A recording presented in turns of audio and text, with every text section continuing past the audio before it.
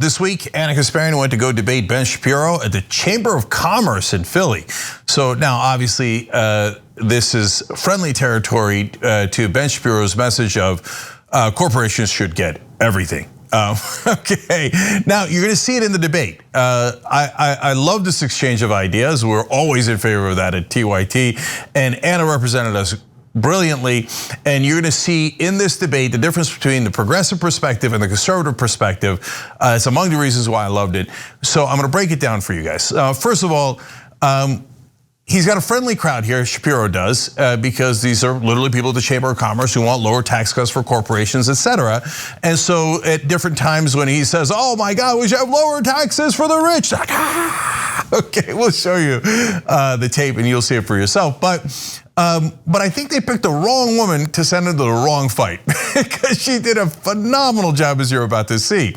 All right, so now speaking of wrong framing and the perspective here, it doesn't mean that they're bad people, by the way. I'm sure they're lovely people and the moderator seemed like a nice guy, but they have a mindset that, well, the wealthy and the corporations are always right, and they view progressives as this like boogeyman that's out to get them. And I think that this question that the moderator is going to point out is a good example of that. So they had a discussion about freedom. Now in this context, it's about education, and it gives you their frame of mind here. Listen to the moderator's question. Our organization is one that on a daily basis supports whatever you want to call it, the free market system of economic choice. It was disturbing to me, and I think to our organization, when the National Education Association looked at a resolution, I believe it passed one of their committees, that called the free market system one of oppression, but didn't call out other totalitarian regimes. So what does it say when our educators don't seem to believe in the free market system? Now, look at that outrageous question. He makes it sound like that they're teaching this all across the country. Oh my God, our capitalist system is wrong. But he said he thinks it might have passed a subcommittee at the NEA. Anna pointed out, they don't teach that in any school. You guys remember going to school and having them say, oh, capitalism sucks. You know what, it's awesome? Marxism. I don't remember that in elementary school or junior high or high school. So she swatted that right in the beginning, which is great, but we got much better stuff than that we're gonna show you. Now, what did Ben Shapiro think of that question? Watch.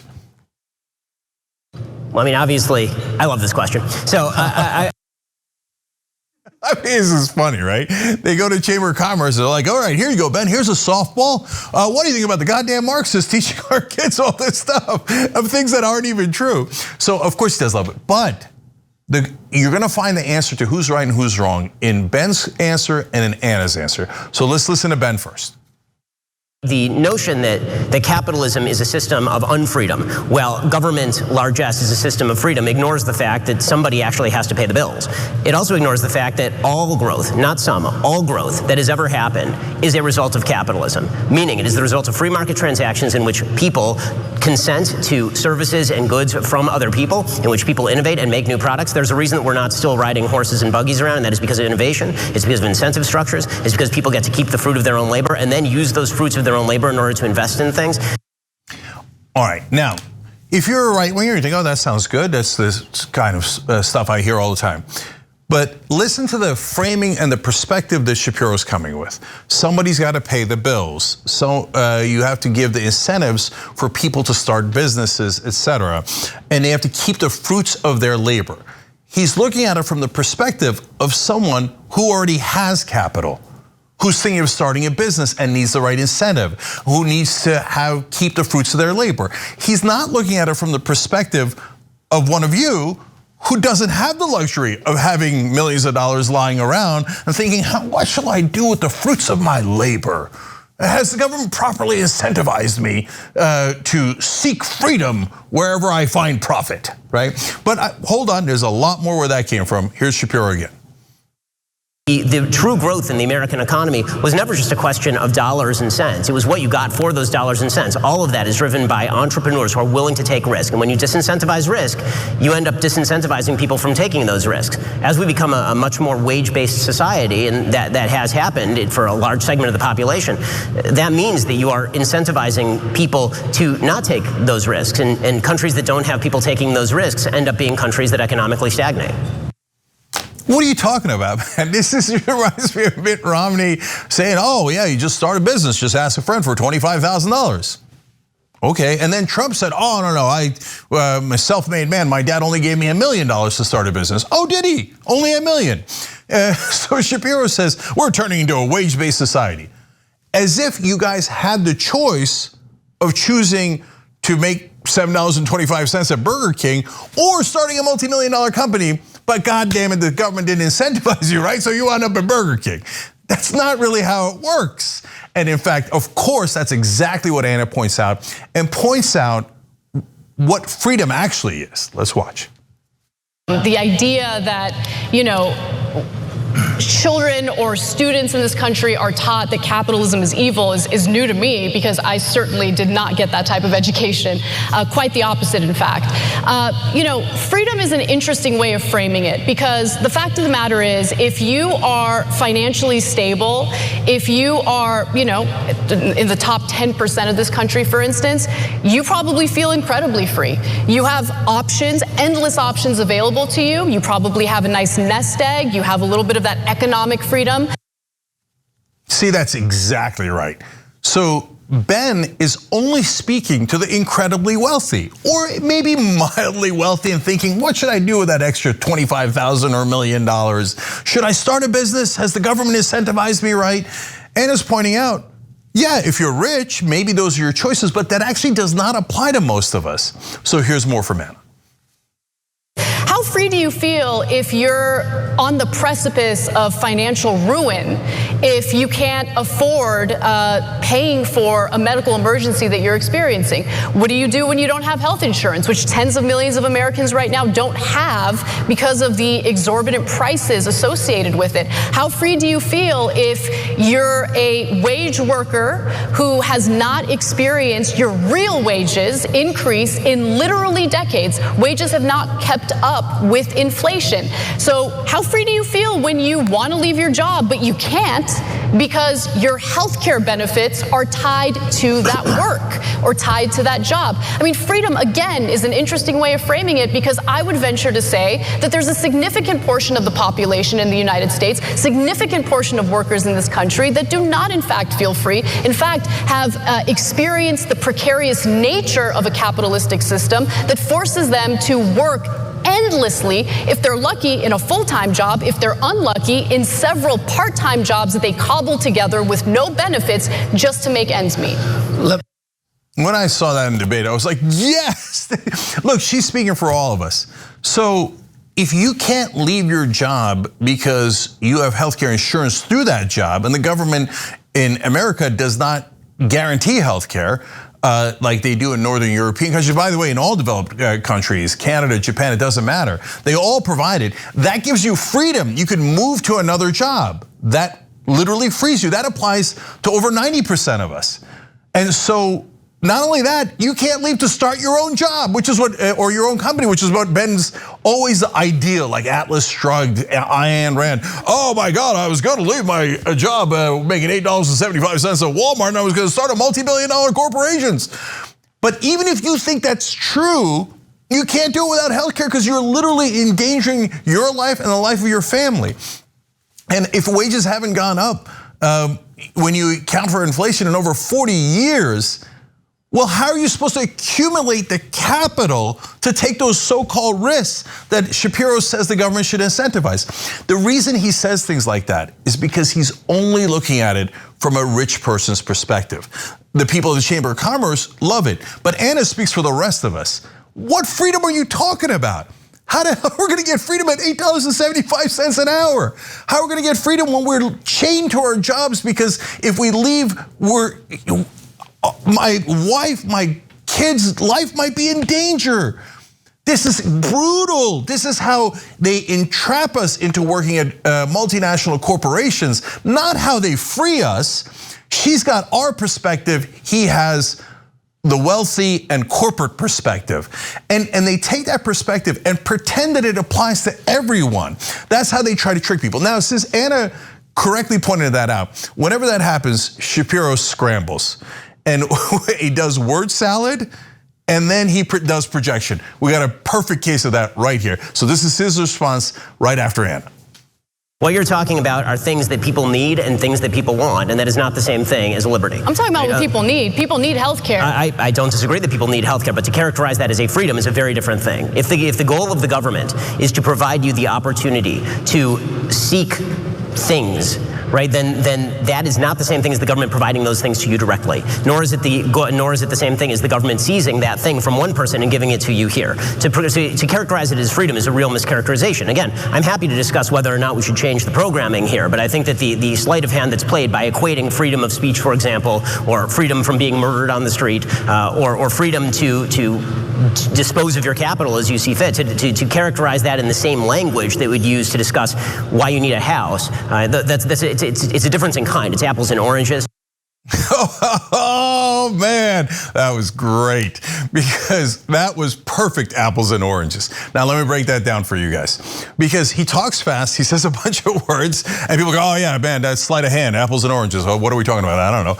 Okay. So here, break down what he actually said. He said, freedom is the freedom to dispose of your capital any way you want. Oh, I do declare, is it? How shall I dispose of my capital? What capital? What are you talking about? People are working at Walmart. But he only thinks in terms of the rich. So look at what he said, and he really betrayed himself in two ways here. Number one, the three freedoms he said were freedom of speech. Why? Because he wants to give gigantic paid speeches all across the country. So he's obsessed with, hey, I want to be able to say all these things that are abhorrent, freedom of speech, but no problem. I love freedom of speech, and I've defended his right to speak at all those events, okay? And then to dispose of your capital, of course, this is all, again, rich person perspective, but freedom of speech applies to everybody, to be fair. And then he said, to be protected by the cops. Okay, now wait a minute. It looked like he was going towards just protecting property rights, which would make sense in his worldview, but he did throw in the right to protect your life. But wait a minute, as Anna pointed out, why isn't that the same freedom that you get from having healthcare insurance? Because that would protect your life. You know that 45,000 people a year die every year because they don't have health insurance in this country? That's a stadium full of people that die because they weren't rich enough. They didn't have enough money to buy insurance, so we let them die. That's insane. Do they sound like they're free? But they don't really count to Ben Shapiro. And they don't really count to the right wing or to the Chamber of Commerce. They gotta make a buck off of people, and if 45,000 casualties have to go every single year to protect their freedom to dispose of their capital any way they like, apparently he's comfortable with that. But he tried to say, your right to your life, and that brings you freedom, is true when it applies to cops protecting his life, but not true when it comes to protecting your life through health insurance. Now, by the way, why does he make that distinction? Because they already have money. They got plenty enough money for health insurance. They don't need the government to provide that. That's for you, and he doesn't give a damn about you. Anna points out we all need it, and we need to protect all of us, not just some of us. He says, nah, the cops on the other hand, they're really good at protecting private property. And you can't, no matter how much money you have, if you run into the wrong guy, well, that's a physical danger to the rich. So they need the cops to protect them from that physical danger. But they got plenty of money for health insurance, so that's your goddamn problem, not his. So even by his own argument, it makes no sense unless you only care about the wealthy and of course corporations. So, gee, I wonder who represents us and who represents the rich, etc., right? And by the way, Shapiro is also funded by the wealthy, so it's not overly surprising that he would make that argument, but at the same time, pretend that he's trying to protect your freedoms when he doesn't give a damn about your freedoms. So there was another instance in the debate that showed the same thing. Now, this was on the issue of the European system and childcare. So here we're gonna start with Ben and listen to the applause that he gets at the end for these comments. The notion that corporations ought to be paying tax at all, in my view, is mistaken, given the fact that the income is immediately either reinvested in the company or passed on to people who immediately pay all of that tax. By the time you actually receive your income in this country, the income's been taxed about 7 different ways. Right? You're getting taxed through the corporation, then it's passed on to you as salary, which is taxed. If you invest it in the stock market and then you sell your stock, that is taxed as capital gains tax. When you die, the government taxes that as well. So how many times can you tax the same dollar before people begin to disinvest? That was the biggest applause line of the night. They're like, oh, don't tax the rich, don't tax them. Okay, now let's break it down. Listen to the taxes that he mentioned. You can go look this up yourself. So when you die, they tax you. Do they? That's the estate tax. That applies to families that have over $10 million. Your family has over $10 million? Congratulations, brother. By the way, they do that tax so that they take a portion above that 10 or 11 million, I forget where it is exactly right now, above this giant number. They tax $1 above that to help bring opportunity to other Americans so they could build their own businesses. Theoretically, Shapiro and the Chamber of Commerce should be in favor of that. Nah, they just want to keep the money. They don't care about opportunity or the American dream, because that goes to you. They don't want it to go to you. They want to keep all of it. So it's like, oh, can you believe they're charging taxes on an estate's worth over $10 million? Everybody's like, don't do it, don't do it. Jesus, how rich is that room? Okay, and then the capital gains tax. You guys have a lot of capital gains that's lying around for you guys. They always talk about, oh, 401k, can see a little bit in the stock market. No, the overwhelming majority of the money in the stock market goes to is owned by the top 10% of this country. And so capital gains, you work your ass off. By the way, even if you're wealthy, you're an accountant, you're a doctor, it doesn't matter. At the highest level, you're gonna get charged near 40%. But if you have just capital and you're not getting wages, you just have built up money and you invest that money, it only gets taxed at 20%. Why? All we're asking for is, why doesn't it get taxed at the same rate? He says, no, the government, I can't believe they're taxing this accumulated wealth I have at the same rate as these plebeians that are working for a living. I don't want to be taxed at that same rate. I want a lower rate for the richest people in the country. Wild applause. Wow. Okay, it's amazing, amazing. And did you catch what he said in the beginning? Corporations should pay no taxes. All right, if you think corporations should pay no taxes and you should pay all the taxes, great. Be a Ben Shapiro fan, be a right-wing fan. Good luck to your brothers and sisters. Now, we're gonna go to Anna for her response. Yes, the taxes might be higher in those European countries, but what do people living in those countries get in return? They get incredible childcare. I mean, listen, the average American family, 2-income household, spends a whopping 22% of their household income on childcare alone, right? So when you're talking about European countries that offer quality childcare, that, by the way, that opens up the opportunity for people to go to work, something that we should maybe think about as we're dealing with this labor shortage. 64,000 women left the job force in April alone. Not because they want to, but because they can't afford childcare. Everything in this country is privatized. Everything has a for-profit model. And there's consequences that come along with that, including for the business community that might want, a more robust social safety net program, or social safety net to ensure that people feel comfortable enough to go to work. So look, it's brilliant on 2 fronts. Number one, okay, Chamber of Commerce, you want people to show up to work. How are they gonna show up if they don't have childcare? What do you want them to do with the kids? What do you want them to do with the kids? And they never thought about that because they only think about it from their perspective. Oh my God, do I have to pay a couple cents more on taxes? I don't care what they do with their kids. Let them figure it out. Back to the mines, right? But she's right to reach out to them and go, hey, think about this a little bit. But more importantly, and I did not know that fact that she said, 22% on childcare. How do you like that for a tax?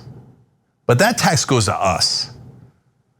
It's not 22% if you're a millionaire. Then childcare is as tiny percentage of your income and maybe a tiny percentage of your accumulated wealth. So it's not that big a deal for you.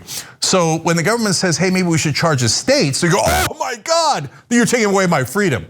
Oh my God, it's too much taxes.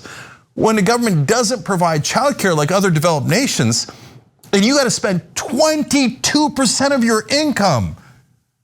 Well, that's a giant tax on you.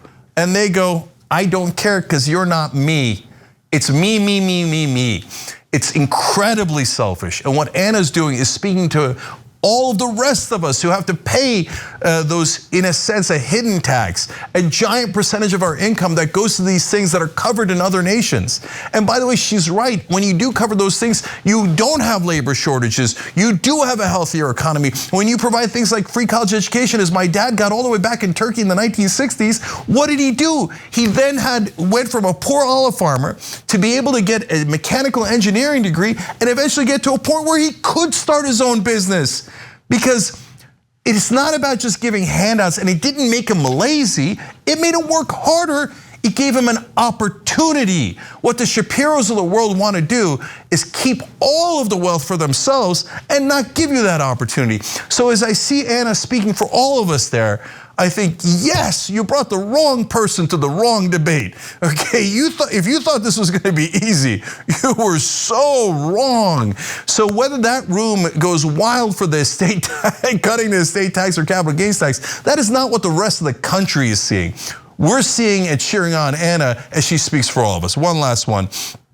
So now again, since Anna made a great point that appeals to the great majority of people, Ben is scrambling. Okay, here comes sleight of hand, but listen again to his perspective. When it comes to things like childcare, a very young Elizabeth Warren, before she became Senator Elizabeth Warren, specifically wrote about universal childcare, and she said that it actually was contributing to what she called the two-income trap in a book that she wrote in the early 2000s.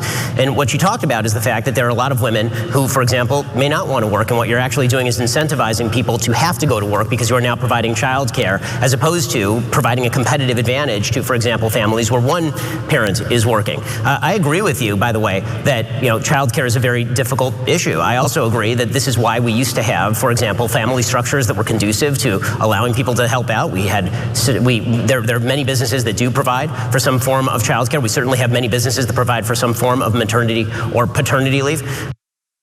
Okay, so again, I love that answer. First of all, he's in trouble when he starts speaking faster and faster. Okay, I remember when Elizabeth Warren was doing it as a senator. Okay, so what's his perspective? Well, some corporations provide maternity leave and paternity leave. Again, he thinks that the corporation has the right to do that. It doesn't have to do that. You don't have the right to maternity leave or paternity leave. The corporation has the right to either give it to you if he thinks it's to its advantage or not give it to you. Boy, are you not merciful. These folks don't speak for us at all. Understand where they're coming from. And I think that it's not just that, hey, they get funded by these folks, etc. I think it's because some of this he genuinely believes. So when he says, look, a lot of the women don't want to go to work. A lot of the parents don't want to go to work, and you're making them go to work by creating a financial incentive. What world do you live in? Yeah, a lot of people don't want to have both the mom and the dad go to work, but they have to because you can't live on minimum wage. Minimum wage in this country still is $7.25. That's $15,080 for the whole year if you work every day, 52 weeks a year, 40 hours a week, just $15,000 a year. Oh, well, I was going to choose not to go to work. No, you schmuck. If they both work with a minimum wage, they barely get to $30,000. You're not getting it, Ben. People don't have that luxury. They're not sitting around going, oh, darling, where shall we put our accumulated wealth? Oh, the government has incentivized you to go to work. That is a shame. We were both going to sit around and just do nothing. No, we don't have a choice. That's why everybody's going to work. Since wages haven't gone up, both the mom and the dad have to go to work, and then you don't have any childcare. That's the situation we're all trapped in, and that isn't freedom. It isn't freedom for the rest of us. That's what this debate was about. Whose freedom? And Ben and the right wing think of freedom in terms of the freedom of the wealthy and the freedom of corporations. Anna thinks of it like we do, not just as progressives, but really the great majority of us. We think of freedom for all of us. And that's what she represented in that debate. And she did a brilliant job. I encourage you to watch the whole thing. And next time you hear a right winger talking, have Anna's words ring in your ears and remember whose perspective are they representing and whose freedom are they talking about. Thanks for watching The Young Turks, really appreciate it. Another way to show support is through YouTube memberships. You'll get to interact with us more. There's live chat emojis, badges. You've got emojis of me, Anna, John, JR. So those are super fun. But you also get playback of our exclusive member-only shows and specials right after they air. So all of that, all you gotta do is click that join button right underneath the video. Thank you.